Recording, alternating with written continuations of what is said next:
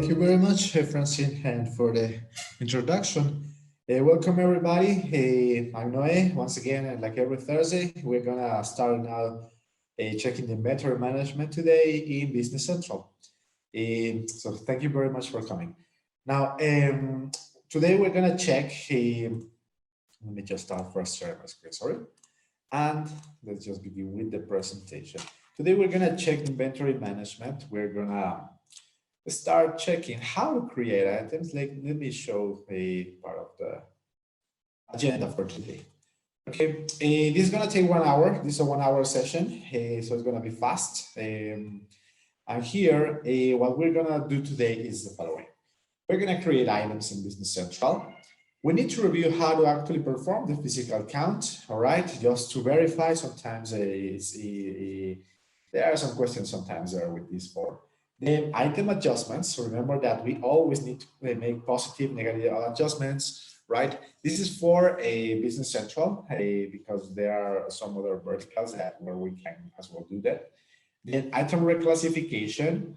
This is going to help us with already registered transactions. Sometimes you have an issue, the purchaser actually wasn't able to make a purchase with the correct cost, do a typing error or something, so we can now correct things behind the scene or the warehouse was not correct.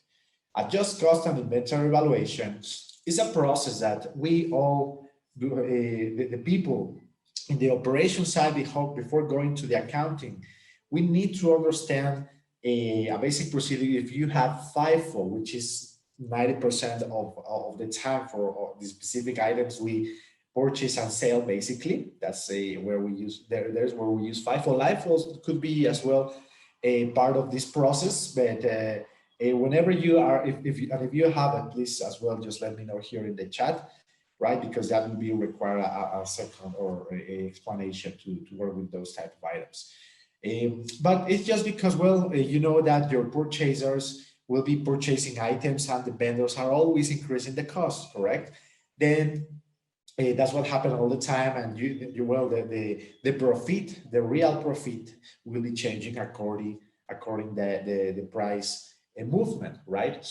Cost price. So how do we then get to know at least, you know, the average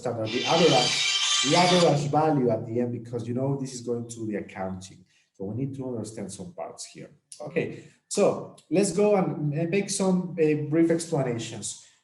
Our first topic is creation, item creation. So we have 3 types of items: inventory, service, are not inventory. 3 types of items. So inventory items, these are physical items that you will count in the warehouse, used for manufacturing, transfers, use serial numbers, what else? Physical products, a bill of materials, ingredients, raw material, as an example.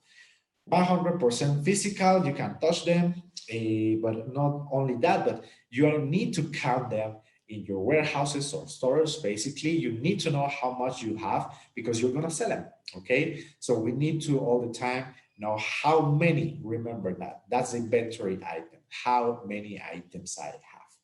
Then there will be other type of items that we do not necessarily count. Otherwise, they are still important. Once we have records for these items, we need to know, let's make an example. We have service items. There are 3 ways, actually, because we can sell services to our customers. Unless you have projects module, that will be also internal. You could have internal usage, okay? As well, we could purchase, purchase and sale, purchase and sale. Let's just review. The service item, first of all, could be a resource, okay? And we have a special configuration. This is people or machines that you use to provide services to customers. Let's think of the consulting services. Example, resources are as well technicians, consultants, and so on. Resources are often used in combination with jobs. It happens that, well, we have a projects module, let's put it that way, and a project could be an item actually as well, but not in the actual real definition. But A project we can sell, for instance, we are going to provide maintenance services for a building, let's say.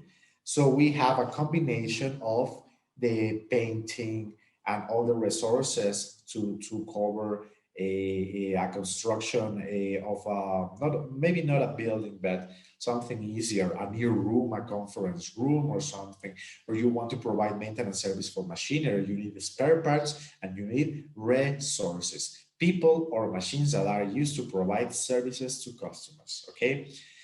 Basically a service item. Company that sells services like repairs and maintenance to their customers can set up service items for customers, items that have provide these services on. Items of type services.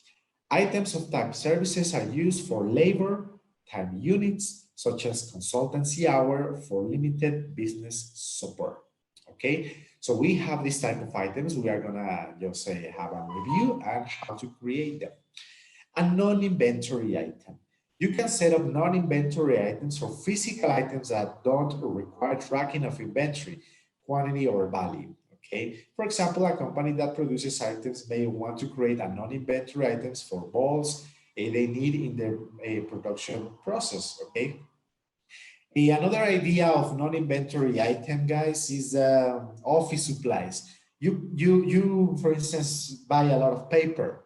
You don't need to count the sheets. You just buy the package and just use it, consume it. You never sell it. It's for your office, like printer cartridge, what else? Pens, pencils, and so on. Okay, so it doesn't matter. We could count them if necessary, but actually, we don't keep a record, at least in Business Central. We don't do a physical inventory. We don't serialize or lot. We don't use lot numbers, right? Because we are not going to track these items where they are. It doesn't matter even if we lose them, okay, which happens most of the time.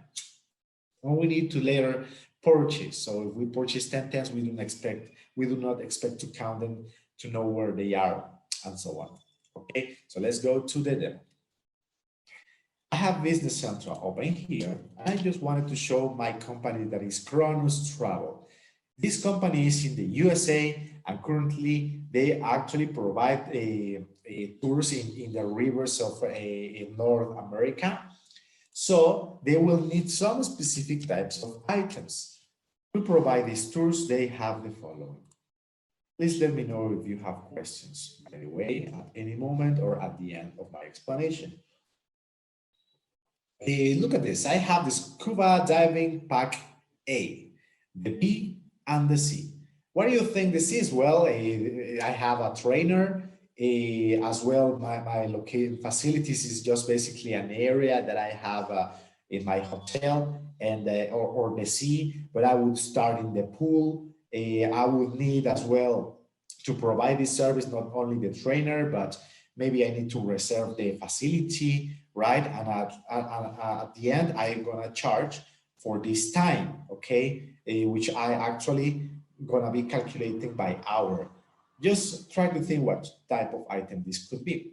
But then I have other type of items like the reef tourer, professional scuba diving, or the wetsuit, scuba diving suits, right? That I actually purchased from a vendor who actually manufactured this for me. And then I just gonna use them, but as well sell them, okay? So that's the idea. You can imagine them, what type of two items that I have here, services and inventory type of items. Okay, but as well, I just wanted to show you this type of items as well that we call just resources. I have a person, look at this, Linda Martin. You can look for resources in your own environment as well for NAB. It's just exactly the same. Now, Linda, Mark, Mary, and Timothy, right? Timothy. So why not, if part of my scuba diving resources could be a specific package if I want to rent scuba diving or bodysuits as well. Well, if I want to rent them, there could be as well a resource. So it will be a good idea to understand that this is people. Let me just show you the card. This is Linda Martin. This is a person or a machine or equipment. So I would say instead of machine could be equipment. So when I create an item or a resource, I am at least gonna need the direct unit cost and the actual price, unit price, 154. Okay, so this is just an example, and a resource might have as well personal data. Okay, or maybe the number series of the equipment or something that helps me to actually classify it. The only difference is that from a regular item, guess what? I should actually verify the capacity, because these people is going to be, yes, available for me to purchase or sell a specific time for these resources, and I'm gonna sometimes need to track the time of usage.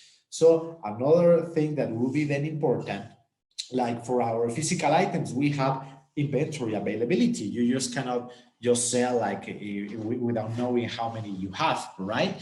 Well, for a resource as well, we need to know how many hours we have available for Linda. And maybe for the next week, I'm gonna have this availability of or number of hours per day for Linda only. So this is just to a general view, but let's just go and create and review one of our items, right? And see what would be then the idea behind having these specific configurations. So for me, it's very important to start creating an item for the first time. I'm going to click on New. I'm learning Business Central. And here it says that select a template for a new item, okay? When I start working with inventory, what I want to know is not only reviewing the item card, it's just actually how to manage it. That's the webinar for today. First of all, you need sometimes to create items on the fly. Sometimes you need to create while you are purchasing the item. We have as well items that our vendors have, but we do not necessarily have it in our list of items, correct? So we have different type of items. Some of them were classified, but in order to actually work with inventory, we will need to select the template, because this will be having pre-configured fields. Basically, that's the template for a new item. Let's just then take a look at this idea, and I would like to edit the items with no sales. This is the item template card. Okay, look at them as well if you want to use it in a vision, please. This is now Business Central. Remember that we still manage these functions, and I will tell you if that's not the case. Now, items with no sales is the name of my template. Items, no sales tags. For this, my unit to measure wouldn't be hours. This is pieces normally, and this is an inventory type of item. So voila, I would like just to have it pre-configured for me when I select this, so the user doesn't have to necessarily select that another time, right? Or every time we create items. And if you have reviewed the item creation, you might be understanding these type of fields like the inventory posting group or general product posting groups. Okay, otherwise don't worry, because this is our explanation today. But as well, item categorization. Okay, we have categories for our items. If you work with retails, you have division, product group, and categories. Okay, but as you can see, I have pre-configured fields in this section, nothing else. And you should be continuing doing all of it so you could help your people, especially in the purchase side. They will be using the templates. I'm gonna show you an exercise, okay? But they need to create items in the flight. They just don't have always the time to come and verify that everything is super good or correct. They need to move fast. So I'm gonna just create the item card using the template. And you can see here is the inventory field already complete. The type of item is inventory and it's already filled, okay? The basis you need to measure. Why? Because I use the template. So hopefully that's useful for you and you start using it. It's very, very good. Saves some time, remember, and I'm gonna show you now as well why. But let me just create one item that this will be the webinar item. No, sorry, I'm gonna use another idea. Let's say I'm gonna create a Coca-Cola because I want to start selling it. Coca-Cola. Very good. You can see then that I have then the type of item inventory. Look at this. I have service and non-inventory. Very good. Now I would like to add a picture. Sometimes it's really useful, and I want to show you as well some features that we have, but we need to move very, very fast while we are working on this. Okay, so for the first time, it's going to be quite slow, the item creation. Let me see if I have a picture of a Coke or something similar, like a solar, so it's not a problem. Then the picture, sorry, oh, here is a Coke. Okay, there's a picture. Now, Business Central is just going to verify the picture because what we want to do, we have item attributes that are super helpful, okay? Super helpful for what? Your people will be filtering in any channel, purchase, sale, POS, manufacturing. Well, they need to know sometimes things like, okay, this is a bottle, this is a food, this is drink, this is tin can, this is soft drink, many attributes that this simple Coca-Cola item I have. And this image analyzer is going to give you precise attributes by looking at the picture using Cortana services. So if you want to use this feature, please let me know because you might need Cortana. This is super helpful for me because yes, this is a Coca-Cola, yes, but this is not a bottle. This is a tin can, let's say. So use as an attribute, let's say. This is a material description, no. This is a, let's say, package. As an example, right? That's it. I have the package, color, the package. Okay. What else would you like to use? This is drink, category drink. No, no, this is not an attribute. I have a categorization that this could be a drink. But carbonated soft drink or soft drink, okay? And you could continue. This is aluminum and so on. Whatever attribute you want to use, because later this is going to be very useful to filter, to look for the item. Hey, what type of, how many cans we have, and your users, maybe more than us as designers, get a lot of, this is super useful for the people who's counting, who's selling, who's tracking an item, where it is if you have WMS, right?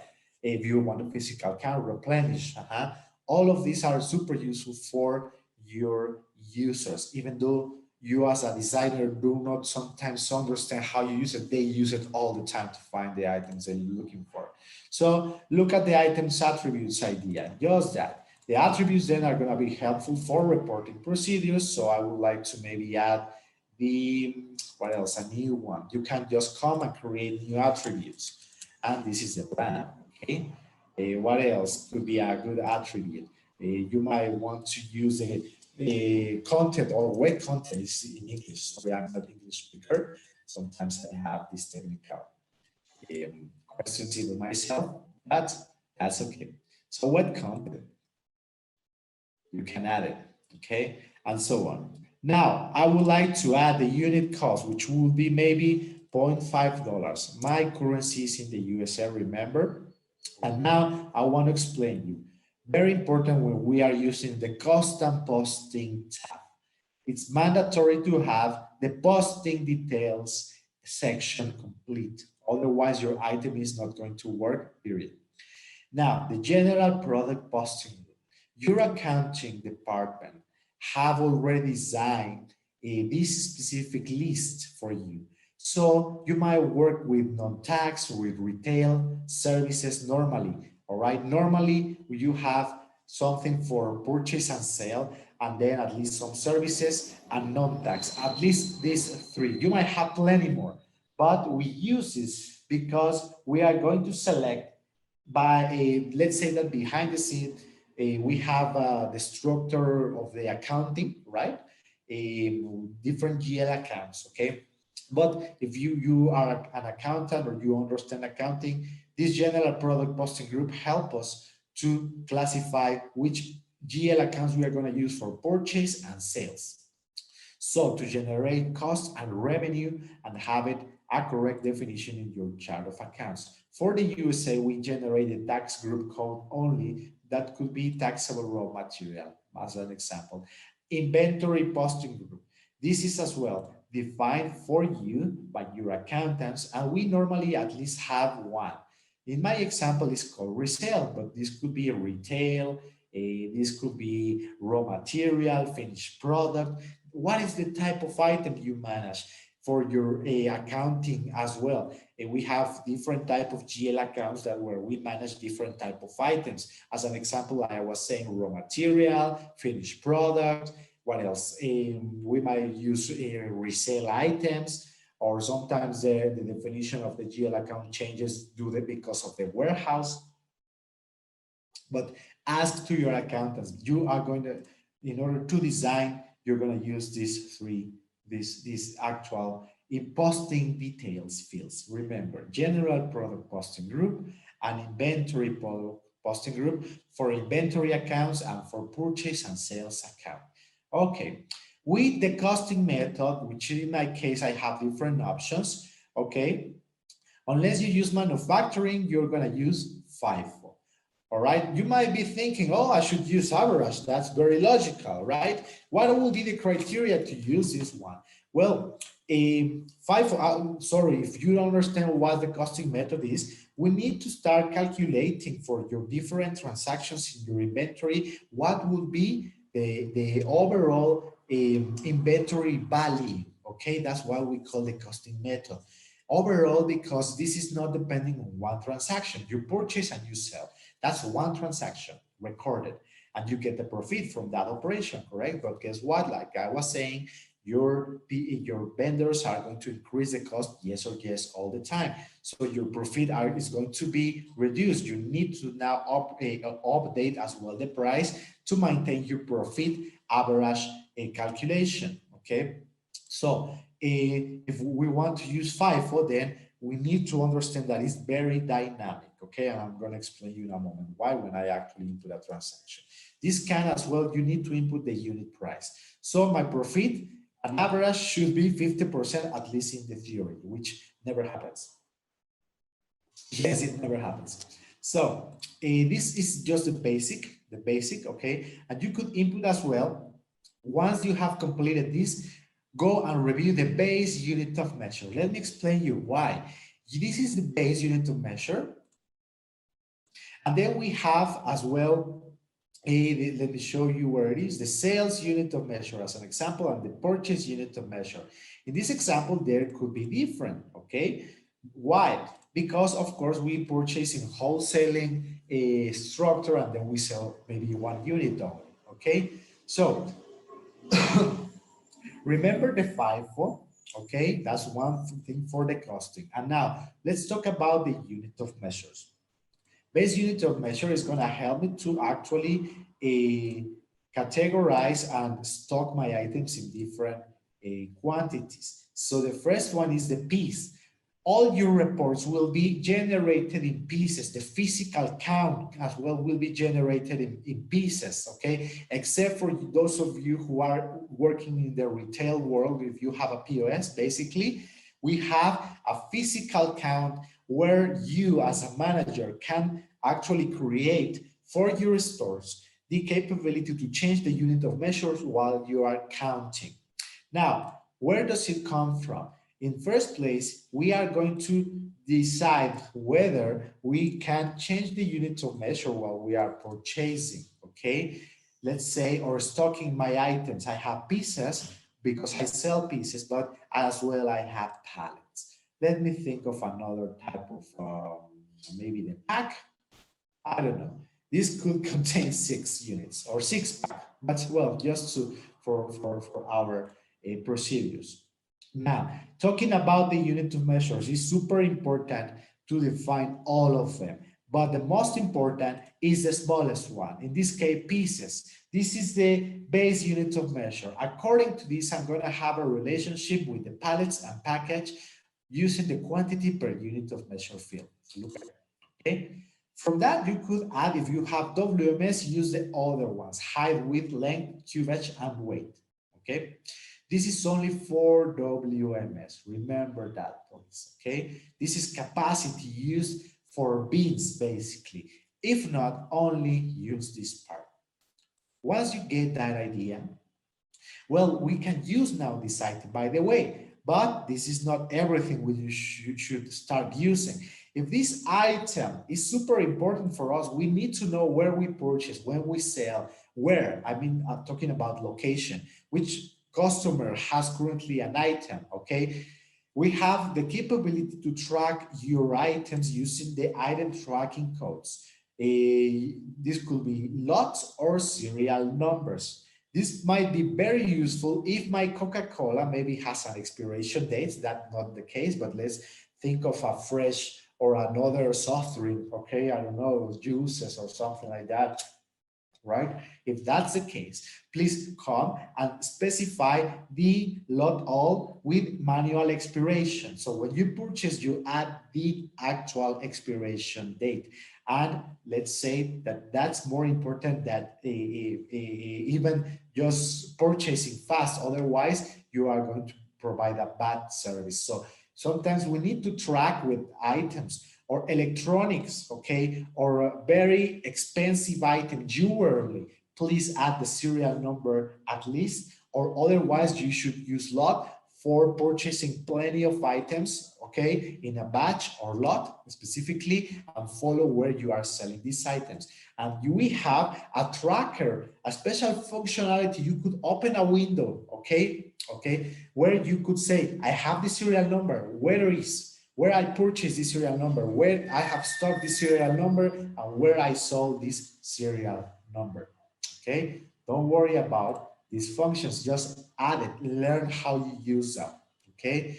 This is just the basics, and then we have some other field for replenishing and planning, not to cover at this moment, unless we understand the concept of the stock keeping unit. Create a stock keeping unit, okay? My Coca-Cola, it happens that I don't necessarily have the same cost or same sales price everywhere because I have other important features to review. Regarding the cost and the price, I need to first understand the credit stock keeping unit concept and where I purchase and where I sell. Okay, so I'm going to create a stock keeping unit for the first time.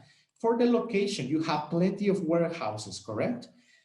So I need to define that for one of my warehouses, some specifications that I have just configured now are going to change. I'm going to just click, and I have used the function called create stock keeping unit. You need to add this. I'm going to change the cost for one warehouse, okay?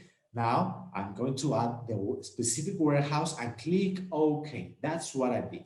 That's going to create a stock keeping unit for me. And then I just can go to the related information of the item where I have plenty of options, okay? But for warehousing, for inventory, look at the warehouse option because there are also for purchases and sales, which are also super important if you have defined cost and price list. We're gonna go there in a second. Stock keeping units that are gonna be super helpful. I'm gonna open now this card and I'm gonna go and review that. I need to change the cost. When I purchase my item here, I'm going to add it. It's going to be more expensive, 0.7. That's a huge difference. But that happens all the time. Even it could be that in here, I'm going to purchase maybe this item, or I can transfer it, all right? And you would need to add transfer and from code, okay? This is for replenishing, okay? That's why I avoided to have it just in one item, and I'm going to use the stock keeping unit concept, okay? So transfer this item from the main warehouse. From the main warehouse, we are going to transfer the item if I use replenishing to the east. okay, is warehouse. But the unit cost is now different, okay? Different from the other locations, okay? Remember FIFO, remember we are keeping the value. Well, it's super complex, the costing valuation, because in different places we have different costs. The item in my main warehouse where I receive it for the first time has a cost, but when I transfer to another warehouse or the stores, it has a different value, either by creating a stock keeping unit if you use replenishing, or if you don't, just transfer it and immediately you add an item charge. Let's just go there now. Okay, after this basic idea, the price and the cost is not okay yet. The unit cost is 0.5, but it's going to be changing all the time, and the unit price as well. So I would like to add two other features that are very important to learn: sales prices and sales discounts. Because this is not the real price that I'm going to use in my POS for a special customer, special procedures, right? You need to add a sales price. Let's just think of the list for my customers. Well, for all my customers. Now, the item price list is going to help you to define different prices for different customers.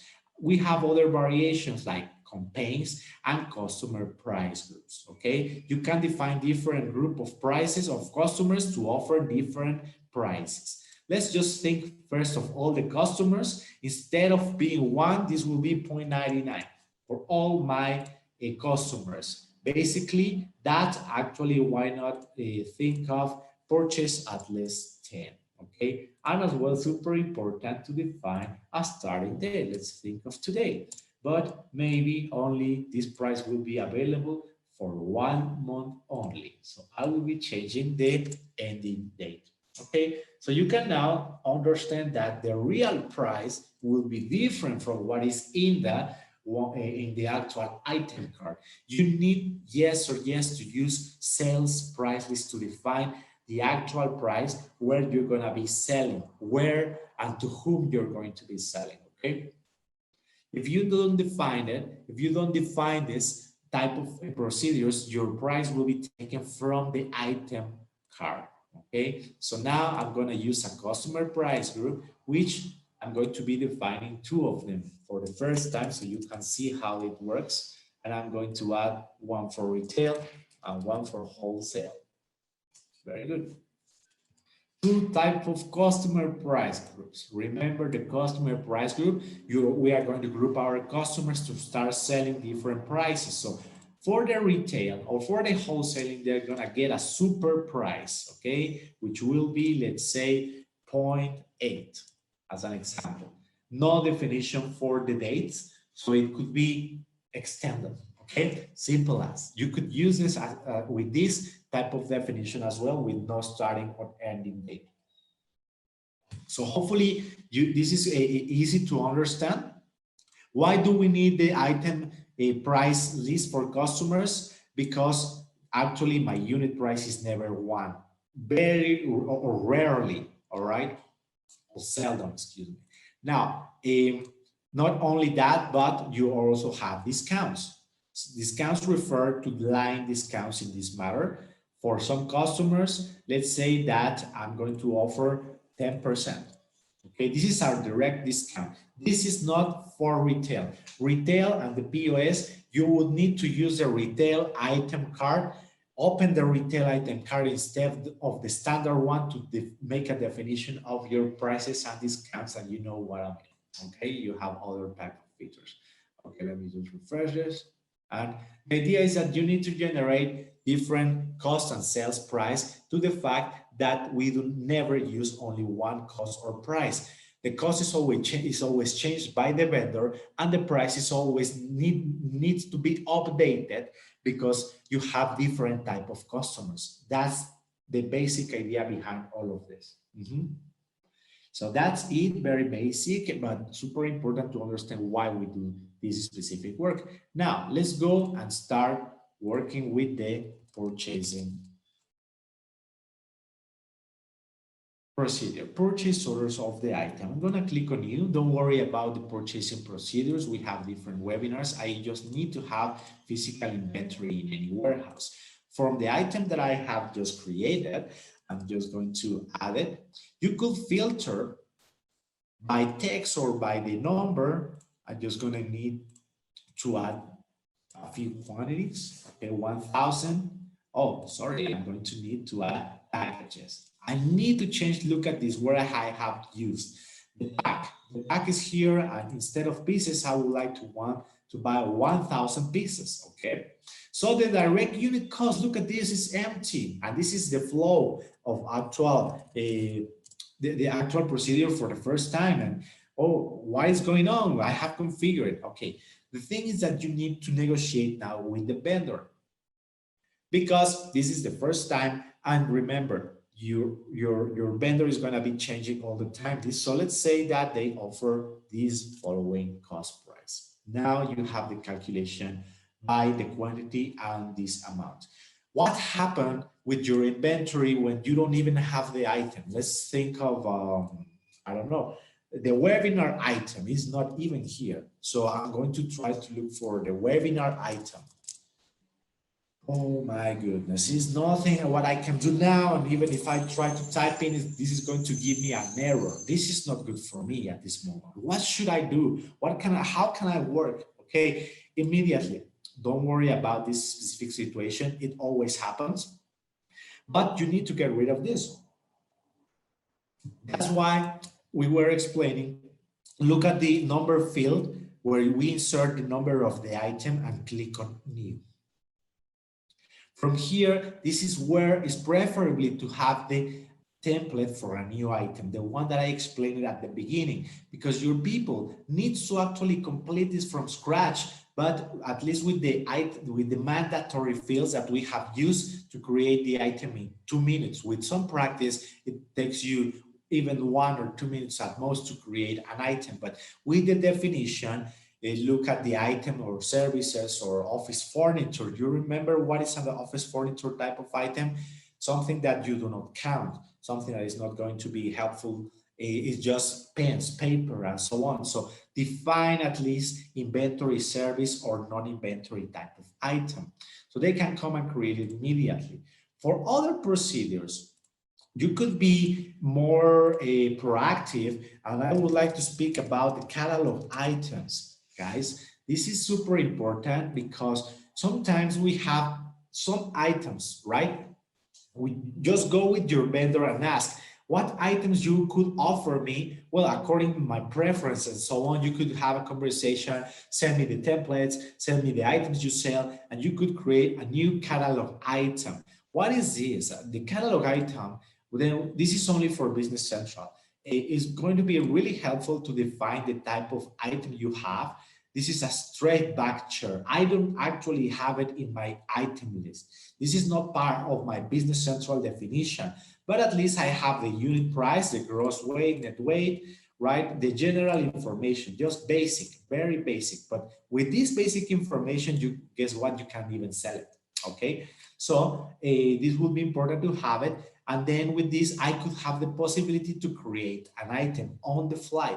So ask your vendors which items would be good for me to have, maybe to start offering. Maybe you could have a sample item, but yet not to start counting or something like that, right? To actually purchase the real item and record it in your item list. So this is just like the draft version of a real item that you could later create, but at least have the draft information so you can start offering the new items you want to sample or give to your customers, right?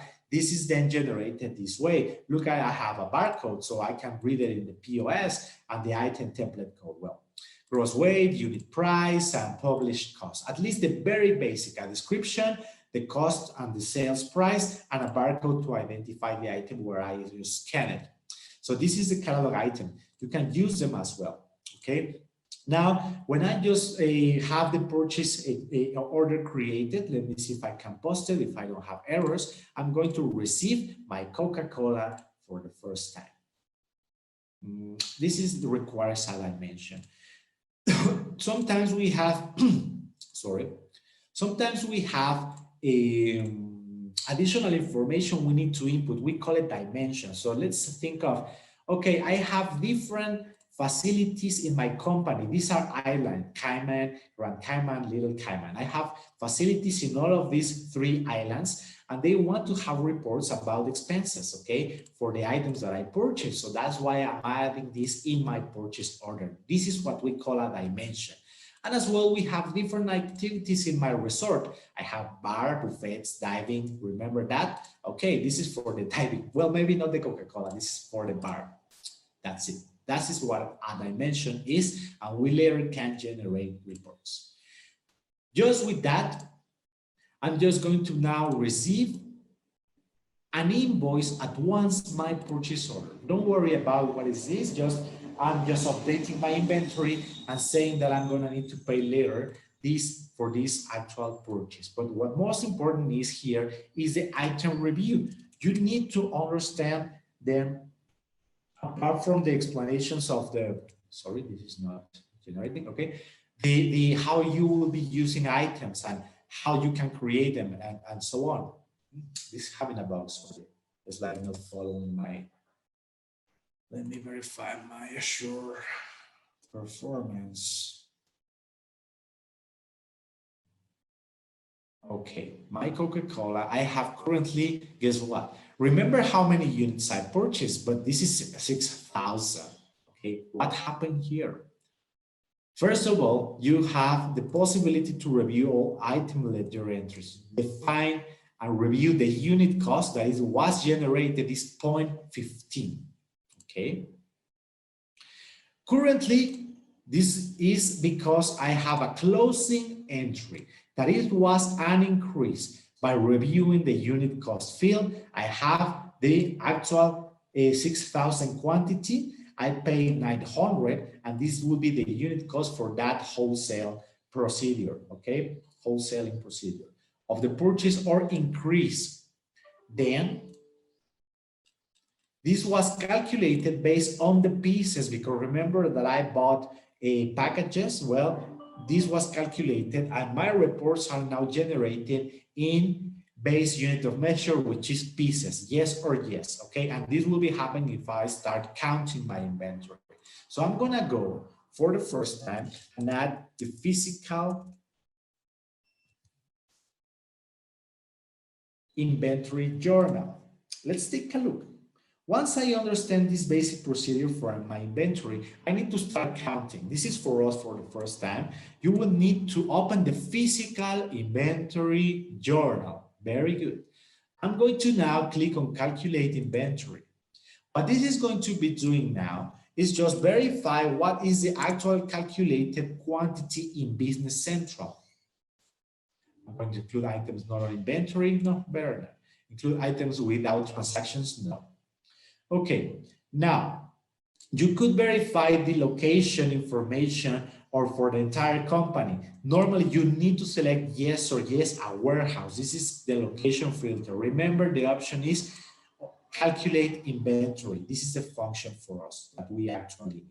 Okay, I'm going to click on OK. And what the physical count actually does is we are not counting yet. We are just recalling the information from Business Central to know how many units of every item according to the purchase and later further sales operations we should have. We should have in the main warehouse. So let's take a look at all the lines. For today, we have the positive adjustment entry type. If we want, well, we have other type of transactions not using the physical inventory yet, unless you change the quantity. I have the item number definition in this column, the description of my items, physical items, remember. And look at this, here I have 6,000 in the quantity calculated.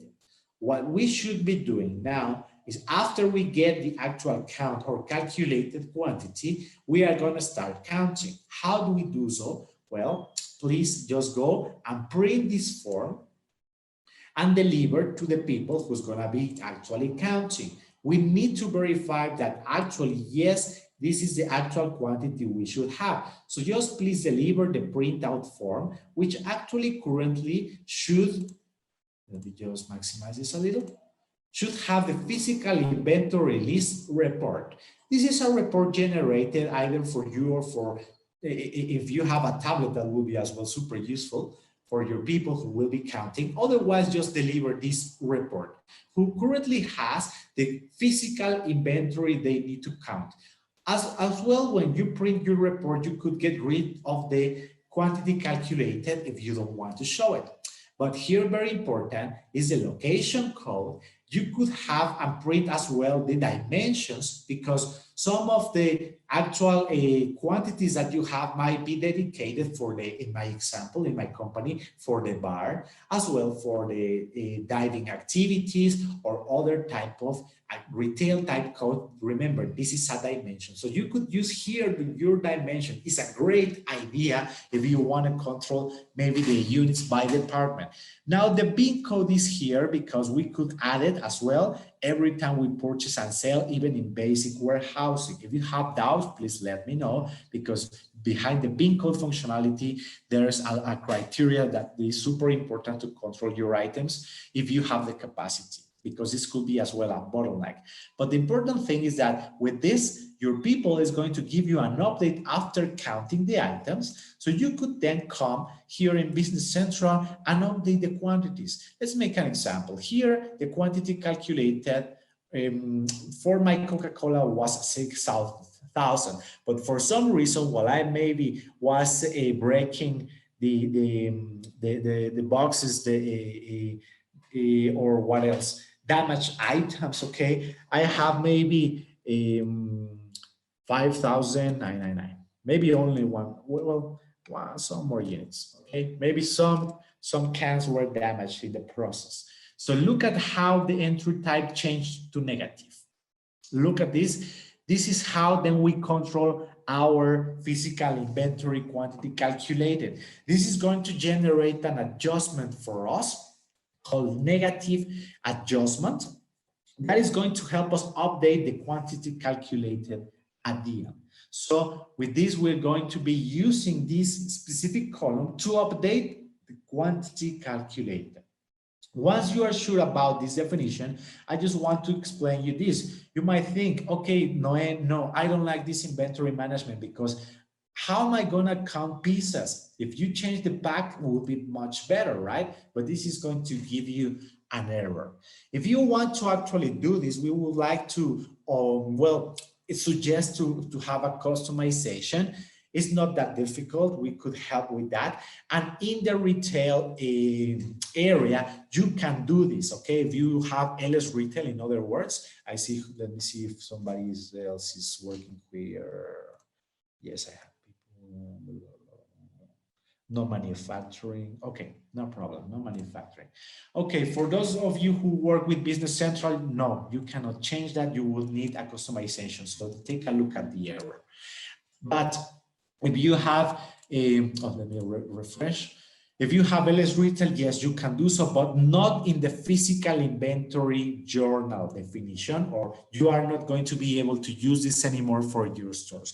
For that, we have an inventory worksheet that we generate. A manager generates special forms for your warehouse clerk, where they can decide if they are going to be able to change the unit of measure or not. Okay, so that's optional.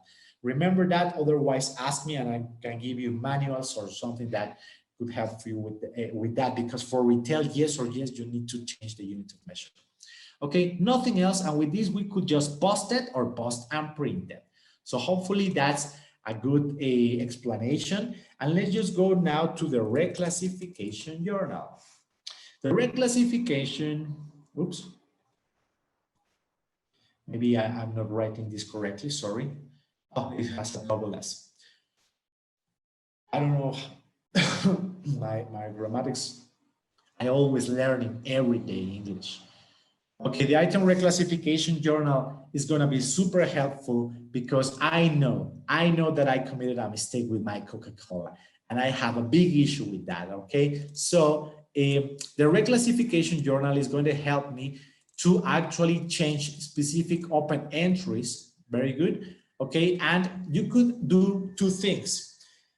Number one, get bin content. If you use bins, okay, you would need to then come and ask after you have counted. First, you need to count.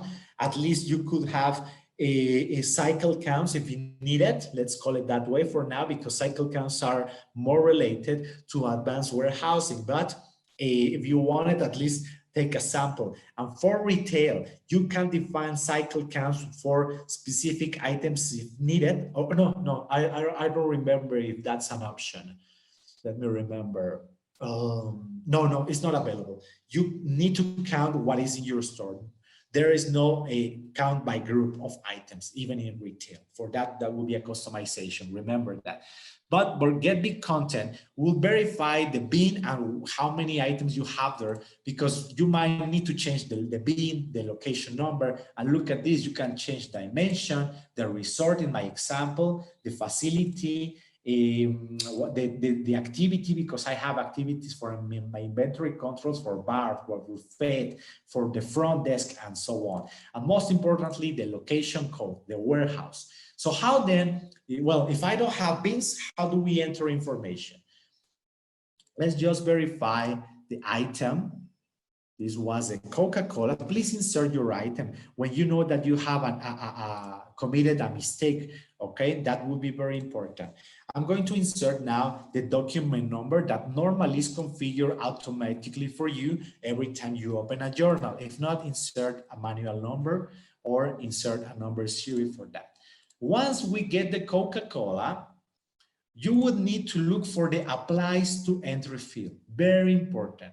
This is a specification of the entry we have done in the past. You have purchase, you have transfer, you have sold an item or physical count or adjustments, plenty of transactions we do. So we are going to have the record of all the transactions you have done. Look at this. I have purchases. Otherwise, I would have a sales operation. But I have purchased in the Little Cayman Island. The bar purchased this item in the main warehouse. I received the item, okay? But I have committed a mistake here. The cost. The cost was on purpose defined here for the total cost 900. This was a typing error. It was super cheap, and this is not correct. The vendor came and he wanted to make a further review of this register, okay? So first of all, you have the actual date. Look for the date, look for the item first, then look for the date of the actual purchase, and you can here review the purchase type and the document number. This was a purchase receipt that was incorrectly registered, and the document number, okay? So verify by document number always. And I'm gonna click on yes. Oh, I forgot to include how many units were incorrect. Okay, I know this could be the entire purchase as an example. Okay, so I'm gonna apply it to the entry, the original entry. Once again, applies to entry field to get the selection of the actual record. It's about 6,000 units, but you need to input the quantity of items where you need a correction. Very good. Why am I doing this? Okay, I know that I committed a big mistake here. So I would like to now personalize my window and add a field for the unit cost. All right, so I get it. I committed an error with the unit cost. The invoice won't be correct. Let me just insert the field. Here is the unit cost, okay? And the reason code as well, when we use this type, the reason code is the definition of specific transactions that you need to change. Let's say this is damaged. These reason codes are used for any type of transaction related to inventory, purchase, physical count, the item reclassification like I'm showing, and item adjustments. So this could be damage or wrong item. When I purchase, I maybe have ordered a wrong item and so on. You just add whatever you need, at least the damage and wrong item. Mandatory at least these two, please, all right? So this was damaged. And I'm just going to add the reason code. Okay. Oh, excuse me. what I was going to do is to add the wrong record or error. This is an error. Yes, the error is better for me because I'm going to generate then later some other reports. Okay, so the unit cost was 0.15 if I'm correct, but I need to correct because the actual value of that purchase was 0.8. Okay, as well, if this is not the actual warehouse, let me just finalize with the design. I could change it to another location, new location code. Okay, so I will be able to change that and post then the actual journal that is going to correct that specific record only. Okay, so that's super important to understand how then we use it. Just give me 1 second because I might have another meeting now. Give me 1 second, please. Sorry for the, oh, actually this is not even updating. Okay, let me just verify my Assure. I have been having issues. Sorry, this is real-time webinar. Let me update this because it's just froze. I'm sorry for the delay in this valuable time for you. While I'm updating this, I just need to then at the end update the resort. Okay, it was for little, but maybe I would like to change instead of little, I would like to change the definition for the Grand Cayman Island. Okay, for my friends in the Cayman Islands. Greetings from Mexico and for everybody as well. Now, okay, so you would like to print this? Yes, yes, I would definitely go for it. Okay, and then at the end, just please post the journal. Okay, once you are sure about your changes, they will look at this once again: the warehouse, the quantities, the unit cost, the reason code, or your multiple dimensions. I have, well, the facility, the retail activity type. This could be for bar, buffet, or the department. For some expenditures that I always, when I purchase office supplies, is administration, productions, and sales. If necessary, you could get budgets, okay? So that's it, the item reclassification. Just let me know. I think that is quite there's a logic behind all of this and all the inventory management, correct?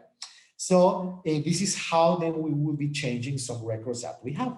Now, after I even count, and I of course have reclassified my error about the cost. Remember, if you know that you committed a mistake, if you are just using approval workflows, I strongly recommend to use approval workflow for inventory management. Is super, super useful. Now let's go to another journal. This is easier to understand. This is called the item journal, where we just do adjustments. But not this type of adjustments that we did. This is related to the physical quantity. So the item journal.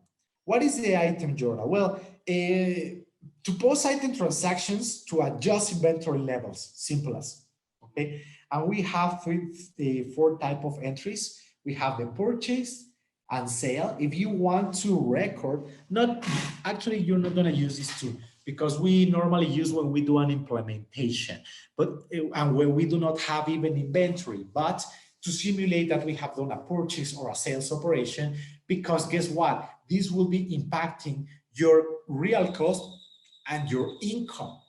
We don't necessarily want it when we do positive or negative adjustments, okay? Unless you know what you are doing, use purchase and sales. But we normally, once again, do it when we implement for the first time. We need to know, to say, I have already purchased this item, but I forgot to create the purchase order.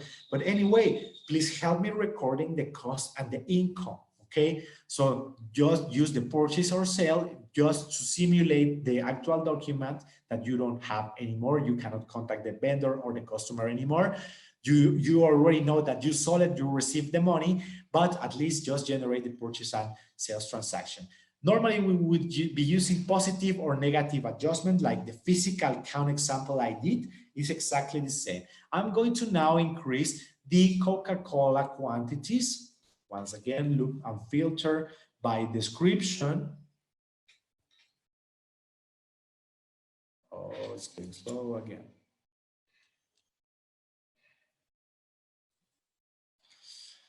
Insert the item that you have, and with that, we are going to specify where we want to update.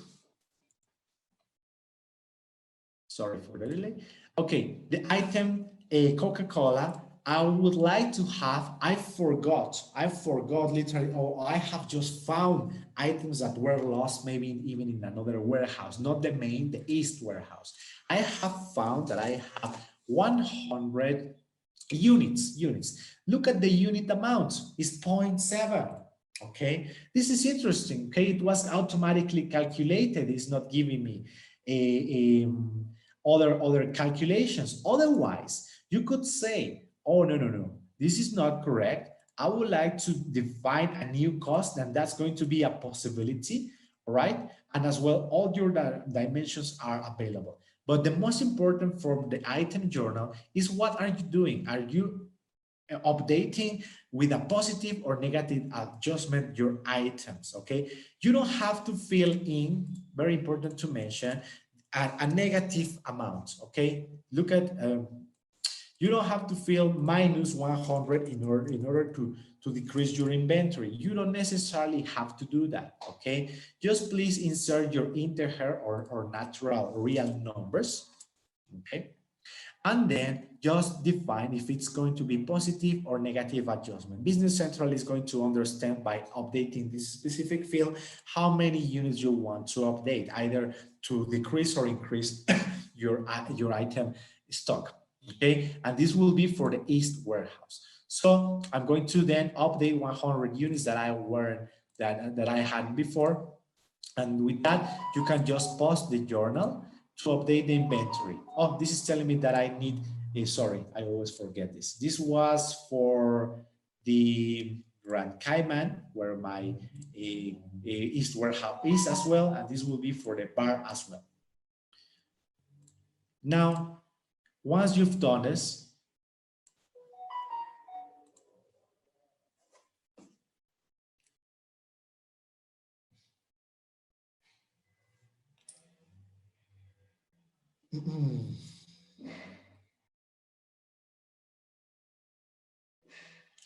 okay, and once I have just done this, I would like to just go and update and verify my items.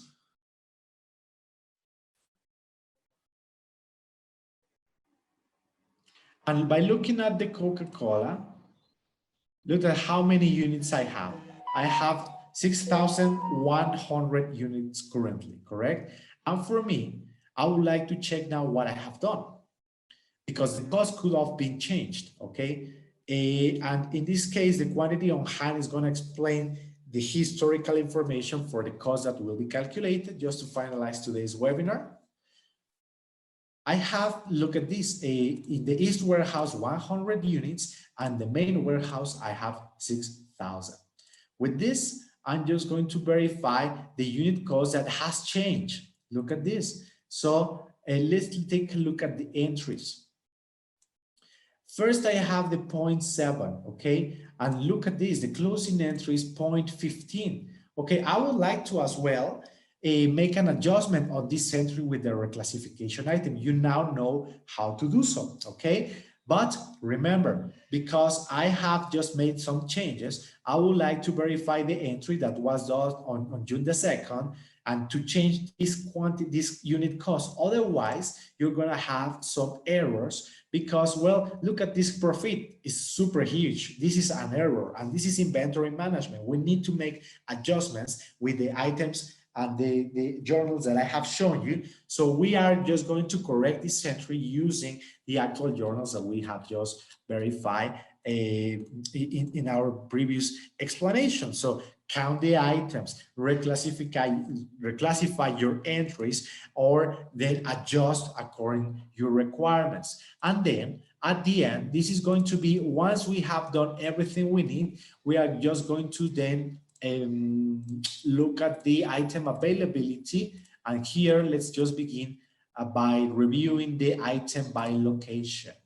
Item by location is just going to give you a report to know what are your requirements. Look at this. The quantity on hand is currently 6,000 in the main warehouse and 100 in the east warehouse. The projected available balance is currently exactly the same as the quantity on hand.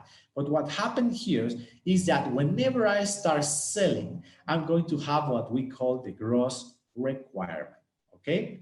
This is the, well, just the demand, basically, either from the POS or special orders or customer requirements in the future. But here's your gross requirement.